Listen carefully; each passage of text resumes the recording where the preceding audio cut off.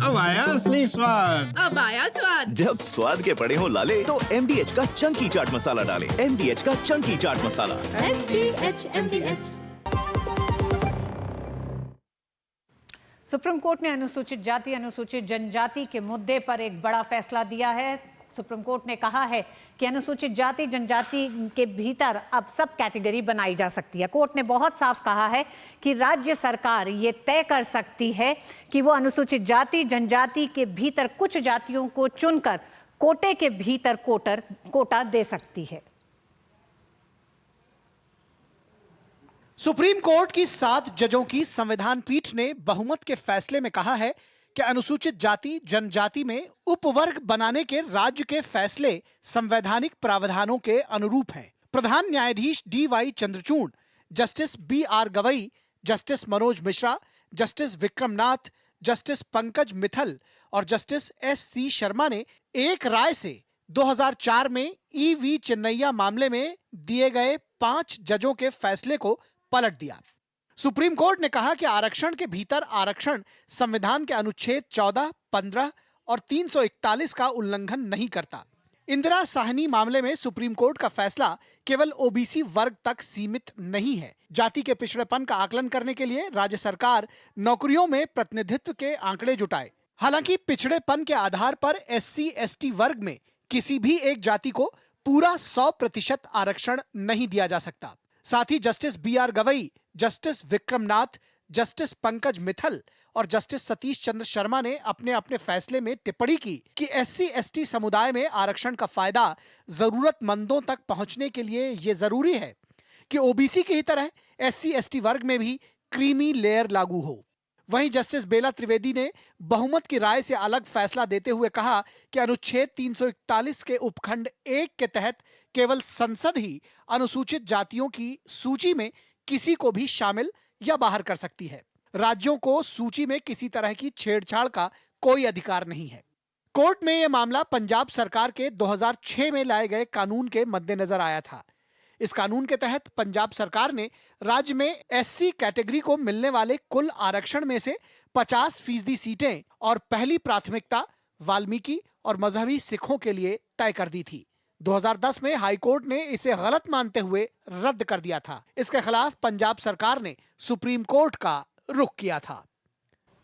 नई दिल्ली से विकास सारथी की रिपोर्ट, DD न्यूज।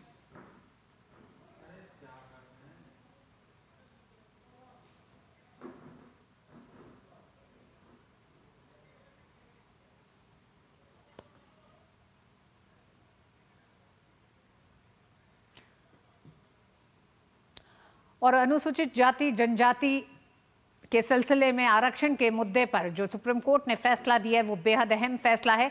आइए उस फैसले के कुछ मुख्य बिंदुओं को भी समझते हैं। सुप्रीम कोर्ट ने अनुसूचित जाति जनजाति आरक्षण में अधिक पिछड़ों को अलग कोटा देने का एक प्रावधान किया है। ये बड़ा फैसला है।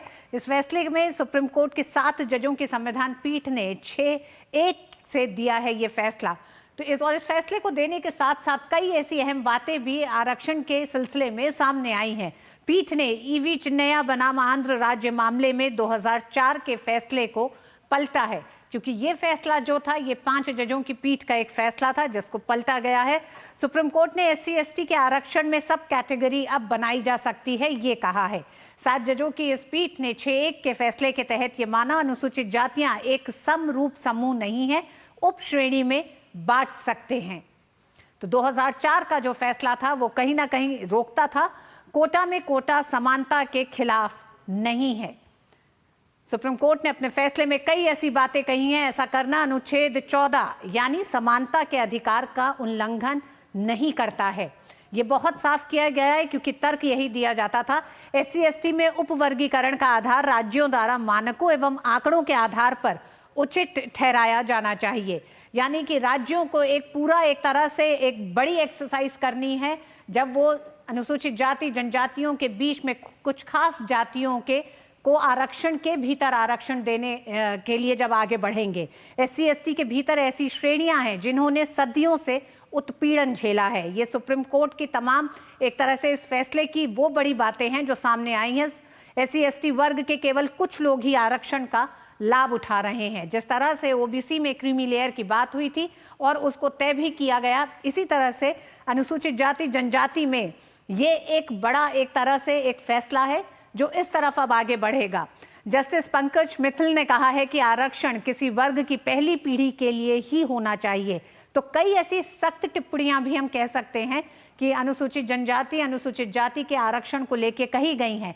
जस्टिस एससी मिश्रा ने कहा कि एससी एसटी के बीच क्रीमी लेयर की पहचान एक संवैधानिक अनिवार्यता बननी चाहिए। एससी एसटी के क्रीमी लेयर और मैला ढोने वाले के बच्चों की तुलना सही नहीं है। तमाम बहस में जो बातें सामने आई उसमें यह भी कहा गया। आइए समझते हैं कि संविधान के तहत किस तरह के प्रावधान हैं। अनुसूचित जाति अनुसूचित जनजाति को विशेष दर्जा देते समय जाति का कहीं वर्णन नहीं है संविधान में, और संविधान ये बहुत साफ कहता है, जिस तरह से जाति का वर्णन नहीं है उसी में संविधान कहता है कि इसका अधिकार केंद्र को है। विशेष दर्जे में आने वाली कौन सी जातियां इसमें आएंगी, ये अधिकार केंद्र को दिया गया है। तो जहां 2004 का जो फैसला है उसी के तहत अनुच्छेद 341 के अनुसार राष्ट्रपति द्वारा अधिसूचित जातियों को एससी और एसटी कहा जाता है। एक राज्य में एससी के रूप में अधिसूचित जाति जो हैं वो दूसरे राज्य में अनुसूचित जाति में नहीं भी हो सकती हैं, ये भी संविधान बहुत साफ कहता है। और ये जो व्यवस्था यानी कि जो फैसला आज सुप्रीम कोर्ट का रहा है, इस पर किस तरह से अनुसूचित जाति जनजाति के भीतर कुछ जातियों को शामिल करके कोटे के भीतर यानी आरक्षण के भीतर आरक्षण दिया गया है, ऐसे भी कई उदाहरण हैं। उसमें तमिलनाडु, कर्नाटक, बिहार और पंजाब में एससी एसटी ओबीसी के तहत ऐसा किया गया है। कर्नाटक में अनुसूचित जाति के भीतर 2 सब कैटेगरी हैं, कोडवा और माडिगा को अलग अलग आरक्षण दिया गया है। वहीं अगर बिहार आपको याद आता हो तो बिहार में अनुसूचित जाति के भीतर महादलित के सब कैटेगरी श्रेणी में किया गया है।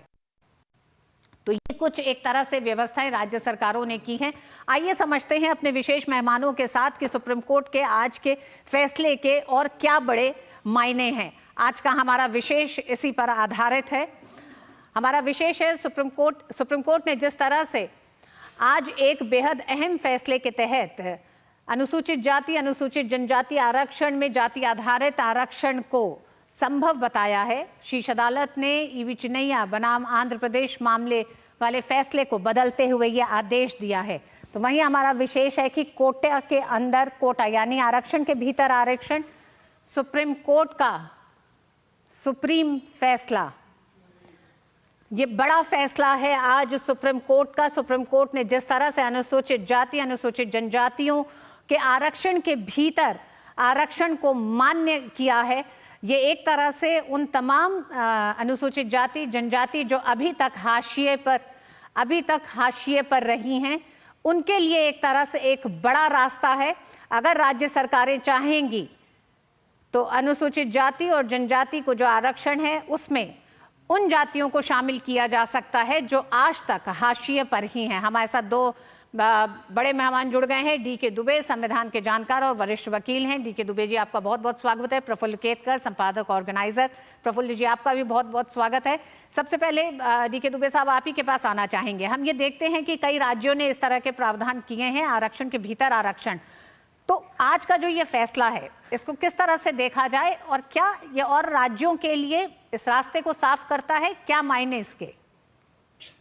देखिए, मुझे लगता है कि आरक्षण जब लागू हुआ पहले संविधान संशोधन के द्वारा, उसके बाद ये सबसे बड़ा फैसला है। ये मंडल आयोग से भी ज्यादा बड़ा फैसला है। मंडल आयोग से बड़ा फैसला मैं इसलिए कहता हूं कि हकीकत में समाज के अंदर एक पार्टिकुलर पेंडुलम के अंदर जो जातियां हैं उन जातियों को चिन्हित करके जो मार्जिनलाइज हैं पिछले 75 साल से, जिनको अभी तक कोई अवसर ही नहीं मिला है, या जो एक पेंडुलम है उसमें भी ऊंची नीची जातियां हैं। ऊंची नीची जातियां मतलब अगर हम कहते हैं कि ये शेड्यूल कास्ट हैं तो उस अनुसूची के अंदर अगर 50 जातियां हैं तो वो 50 की भी अपनी कैटेगरी है, उसमें भी बड़े छोटे हैं, उसमें भी समृद्ध और गरीब हैं, उसमें भी पिछड़ा और वंचित हैं।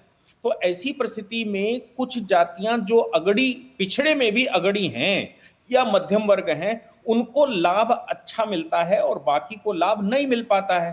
तो फिर उनकी चिंता किए बगैर आप कैसे इक्वलिटी में सबको ला सकते हैं। इसलिए ऑनरेबल जस्टिस बी.आर. गवई का जजमेंट अगर आज पढ़ेंगे तो डॉक्टर अंबेडकर साफ तौर पे उसमें दिख रहे हैं।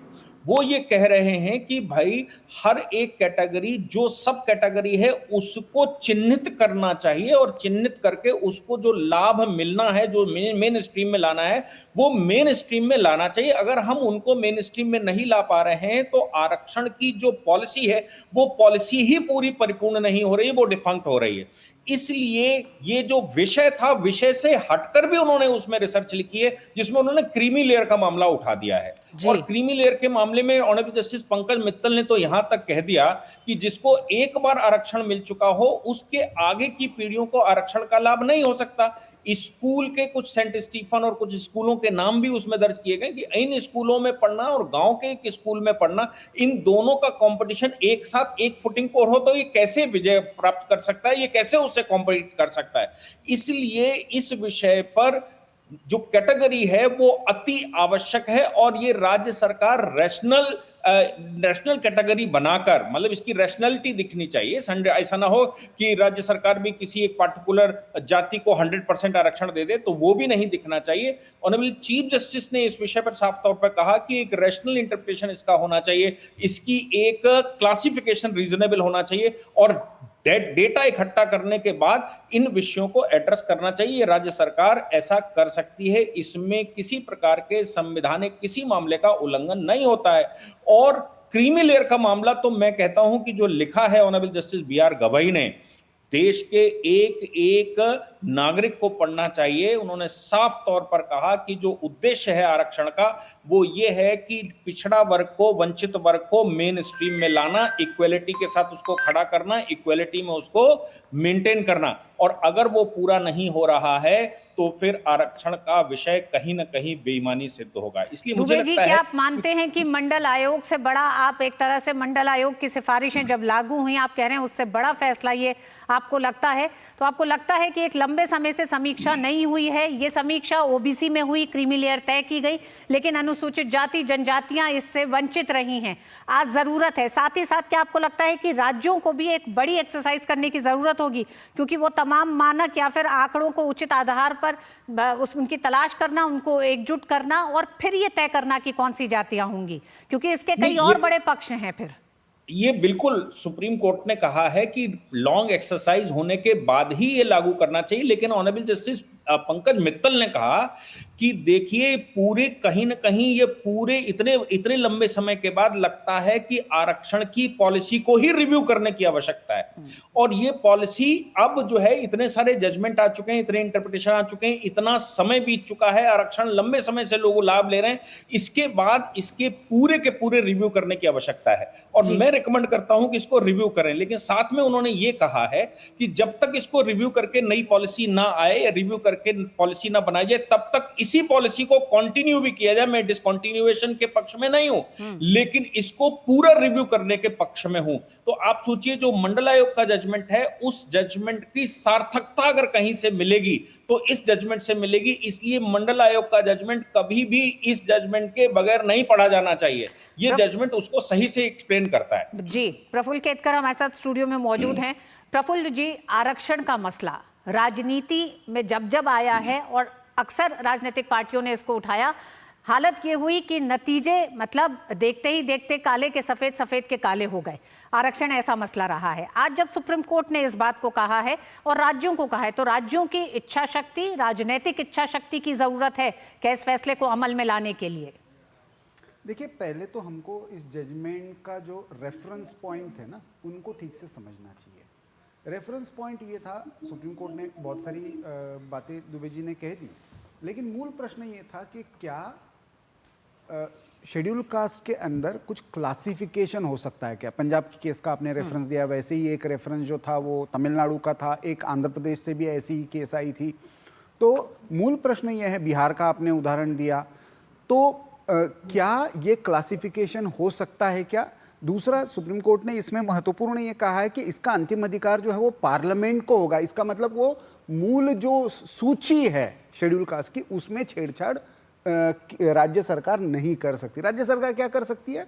तो राज्य सरकार को ये प्रावधान है। अब मुझे लगता है जो सामाजिक न्याय में विश्वास करता है, जो राइट टू इक्वालिटी में, समानता के अधिकार में विश्वास करता है, उसको किसी को भी ये आपत्ति नहीं होनी चाहिए कि जो वंचित है, जो पिछड़ा है, उसको बराबरी में लाने के लिए कुछ ना कुछ प्रावधान होना चाहिए। मूल प्रश्न कहाँ पे आता है? जैसे अभी दुबे जी ने कहा कि क्रिमिनल लेयर का ये तो एक ऑब्जर्वेशन है, ये कोई जजमेंट का हिस्सा नहीं है। प्रश्न कहाँ पे आता है? क्या रिजर्वेशन एक इकोनॉमिक ग्रोथ का प्रोजेक्ट है या रिजर्वेशन ये रिप्रेजेंटेशन का, सोशल ग्रुप्स के रिप्रेजेंटेशन का है?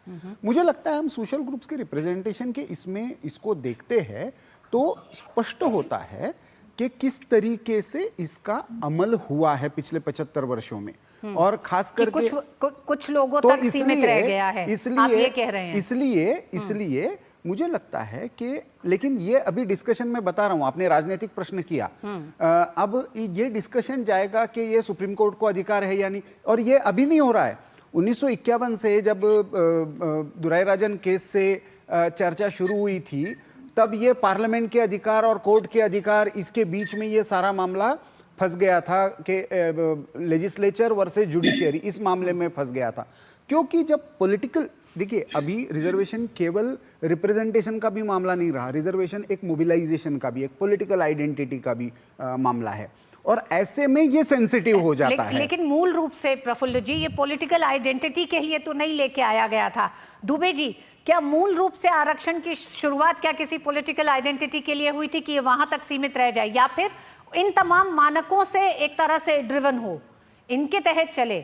उद्देश्य तो था आर्थिक और सामाजिक स्तर को बेहतर करना, उन वंचितों को शामिल करना उस रेस में, जिस रेस में एक तरह से संपन्न लोग शामिल हैं। तो फिर आज अनुसूचित जाति जनजाति के सिर्फ संपन्न लोग ही क्यों इसके इर्द गिर्द दिखाई देते हैं आरक्षण के? रितु जी, सबसे पहली बात तो ये है कि जो एम्प्लॉयमेंट का रिजर्वेशन है वो ओरिजिनल कॉन्स्टिट्यूशन में था ही नहीं। ओरिजिनल कॉन्स्टिट्यूशन में जो पॉलिटिकल रिजर्वेशन की ही बात कही गई थी, और पॉलिटिकल रिजर्वेशन के बाद पेंडोरम बनाने की बात कही गई थी। उसके लिए कमीशन की बात कही गई थी कि भाई ये कमीशन बनेगा, वो कमीशन तय करेगा कौन सी जातियां इसमें आ सकती हैं, कौन सी जातियां नहीं आ सकती। और खास तौर से बाबा साहब अम्बेडकर की बात को अगर याद करेंगे तो उन्होंने पार्टिकुलर जातियों की लिस्टिंग बना कर दी थी कि जातियों के नाम संविधान में नहीं लिखे जाएंगे, कौन से होंगे, वो पार्लियामेंट के पास अधिकार होगा, वो समय समय पर तय करेगा। और उसका आयोग एक कैटेगरी बनाएगा, उस कैटेगरी में जितनी जातियां आ जाएंगी वो आ जाएंगी, और अगर उस कैटेगरी के बाहर हो जाती हैं तो वो शेड्यूल कास्ट नहीं रहेंगी। यानी कि शेड्यूल कास्ट की जो कैटेगरी है वो किसी जाति पर विशेष रूप से आधारित नहीं है, वो एक कैटेगरी, एक पॉलिसी है। उस पॉलिसी में जो जातियां आ जाएंगी वो हैं शेड्यूल कास्ट, जो आगे नहीं रहेंगी वो शेड्यूल कास्ट नहीं रहेंगी, और अगर आगे कोई जातियां पिछड़ जाती हैं तो वो शेड्यूल कास्ट की कैटेगरी में आ जाएंगी, अगर आयोग का जो फॉर्मूला है उस फॉर्मूले में फिट बैठता है तो दुबे जी, आज का जो फैसला है वो राज्य सरकारों में, राज्यों में नौकरी में आरक्षण को लेकर है। मैं वहीं पर आ रहा हूं। तो शुरुआत वहां से हुई थी, लेकिन पहले संविधान संशोधन में हमने एम्प्लॉयमेंट में नौकरी दे दी, मतलब नौकरी में रिजर्वेशन दे दिया, और नौकरी में जैसे रिजर्वेशन दिया तो उसके बाद फिर वो जो बढ़ता चला गया, तो आज की तारीख में रिजर्वेशन एक स्टेटस इश्यू बन गया है, एक प्रेस्टीज या स्टेटस, या मैं कहूं अधिकार के रूप में ले लिया कि नहीं ये तो मेरा जन्मसिद्ध अधिकार है, मेरे पास अगर वो है भी, कैटेगरी मेरे पास है भी, तो भी मैं चूंकि इस कास्ट का हूं इसलिए मुझे मिलना चाहिए। तो आज सुप्रीम कोर्ट ने इसी बात पर चर्चा की। उन्होंने कहा कि ये किसी कास्ट विशेष का नहीं है, ये बात इक्वलिटी की है, संविधान इक्वल स्टेटस पर लिखा गया है, लेकिन कुछ लोग पिछड़ गए हैं, उनको सामान्य कैटेगरी में लाने के लिए रिजर्वेशन का इस्तेमाल किया गया था। इसलिए इसको रिव्यू करने की आवश्यकता है, क्या जो लोग पिछड़ गए हैं, जो जातियां पिछड़ गई हैं, उनको हम मेन स्ट्रीम में लाने का कोई प्रयास कर सकते हैं। इसलिए कैटेगरी के अंदर कैटेगरी और उसको आइडेंटिफाई करने की बात यहां पर कही गई है। लेकिन हम सब जानते ही हैं कि संविधान में जिस तरह का कोई प्रावधान मिलता है तो उसके बाद पॉलिटिकल पार्टियां उसका लाभ हानि उठाना शुरू कर देती हैं, और वो लाभ हानि इस स्टेटस तक जाती है कि जो ओरिजिनल थीम है वो कहीं पिछड़ जाती है। इसलिए सुप्रीम कोर्ट ने आज वो सारी धूल जितनी जमी हुई थी पिछले ये आरक्षण की वजह से या कास्टिज्म की वजह से, वो सारी धूल छांटकर सीधा सीधा ऑब्जेक्ट के ऊपर इशारा किया है और कहा है कि ऑब्जेक्ट पूरा हो रहा है क्या आज के इस रिजर्वेशन पॉलिसी से। अगर ऑब्जेक्ट पूरा नहीं हो रहा है तो इसको रिव्यू करने की आवश्यकता है। और वो पॉलिटिकली तो हम समझते हैं कि जब भी नया कुछ होगा तो उसमें भी कुछ ना कुछ पॉलिटिक्स होगी, और वो तो वोट बैंक का चक्कर है, इसलिए आता ही है। जी प्रफुल्ल जी, इस देश में अनुसूचित जातियों के आधार पर या उस पर आधारित राजनीतिक पार्टियां हैं।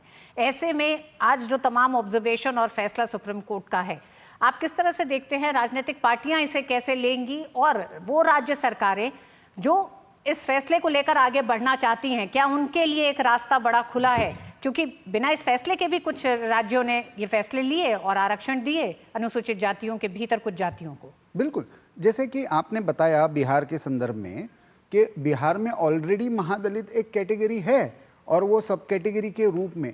दिक्कत कहाँ पे आती है? जब आप कैटेगरी विद इन कैटेगरी के नाम पर जब अनुसूचित जाति वर्ग को ये लगने लगता है कि ये हमारे बीच में एक विभाजन करने का प्रयास है, अलग करने का प्रयास है, क्योंकि ये तो पूरा एज अ ग्रुप सोचा गया था। Schedule caste as a category complete सोची गई थी, शेड्यूल ट्राइब भी, ओबीसी भी।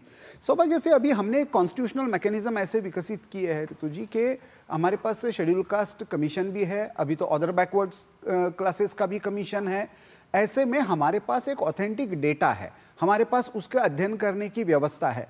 इस पर एक सर्वंकष चर्चा हो, उस वर्ग का एक रिप्रेजेंटेशन हो, क्योंकि मैं जो आज इस दिन भर में इस पर जो चर्चा चल रही है, इस पर आप देखेंगे तो आपको ये ध्यान में आएगा कि इसमें तो कोर्ट को ही कटघरे में खड़ा करने का प्रयास शुरू हो गया है। इसका पॉलिटिक्स जो शुरू होगा तो इसके बाद शुरू होगा। तो इससे यदि बचना है और इस आधार पर हमको समाज में विभाजन करने से बचना है, तो इस जजमेंट के बाद अभी शेड्यूल कास्ट कमीशन है, शेड्यूल ट्राइब का कमीशन है, ओबीसी कमीशन है, वो इस पर एक विस्तृत चर्चा करके व्हाइट पेपर लाए, सबके सामने इसको एजुकेट करे, और जहां तक राज्यों को सब कैटेगरीज करने की बात है तो उसके तो प्रेसिडेंस ऑलरेडी है ही, तो उसमें वो आगे बढ़ ही सकते हैं। लेकिन जहां तक इस फैसले के लाइट में जब हम कैटेगरीज और सब कैटेगरीज की बात करेंगे नेशनल लेवल पर, तो वैसे ऐसे में मुझे लगता है कि इस फैसले पर बहुत ज्यादा समाज में बहुत संक्षेप में जातिगत जनगणना की बात होती है, अनुसूचित जाति जनजाति की हिस्सेदारी की बात होती है। ऐसे में सुप्रीम कोर्ट जब ये बहुत साफ कहता है कि अनुसूचित जाति जनजाति में क्रीमी लेयर पे बात होने की जरूरत है, तो क्या आपको लगता है कि ये जातिगत जनगणना से आगे की बात सुप्रीम कोर्ट ने की है? निश्चित की है, लेकिन मैं फिर से कह रहा हूं कि ये ऑब्जर्वेशन है सुप्रीम कोर्ट का, ऑर्डर नहीं है। दूसरी बात, आप जैसे ही क्रिमिलेयर की बात करती है, आप इकोनॉमिक स्टेटस की बात करती है। अनटचेबिलिटी और इकोनॉमिक स्टेटस का कोई संबंध नहीं है। ये सोचकर ही ये सोचा माना गया था कि रिजर्वेशन की एक कैटेगरी होगी। इसलिए मुझे लगता है कि इकोनॉमिक प्रॉस्पेरिटी और सोशल रिप्रेजेंटेशन, इसमें हमको गलत नहीं करनी चाहिए, और समाज में इसके कारण भेद करने के लिए, एक दूसरे के प्रति वैमनस्य पैदा करने के लिए इसका राजनीतिक लाभ उठाने का मौका भी बिल्कुल। सुप्रीम कोर्ट की मंशा उन तमाम अनुसूचित जाति जनजाति में वंचित जातियां जो हाशिए पर आज तक रही हैं, आरक्षण के बावजूद भी उनको उनका अधिकार देने की तरफ ये बड़ा फैसला है। और इस फैसले को लेकर राज्य सरकारों को अब नौकरियों में अनुसूचित जनजाति और अनुसूचित जाति के आरक्षण के भीतर उन जातियों को आरक्षण देना चाहिए जो आज तक इन तमाम फायदों से दूर रही हैं आरक्षण के। बहुत बहुत धन्यवाद आप दोनों ही मेहमानों का इस पर विवेचना और विश्लेषण करने के लिए। वक्त एक छोटे से ब्रेक का है। न्यूज नाइट में खबरें भी और भी हैं, देखते रहिए डीटी न्यूज। दादी के हाथों का जादू और खुशबू से महकता घर। MDH गरम मसाला, असली मसालों से भरा हूँ मैं, क्योंकि हर रिश्ता है स्वाद से जुड़ा।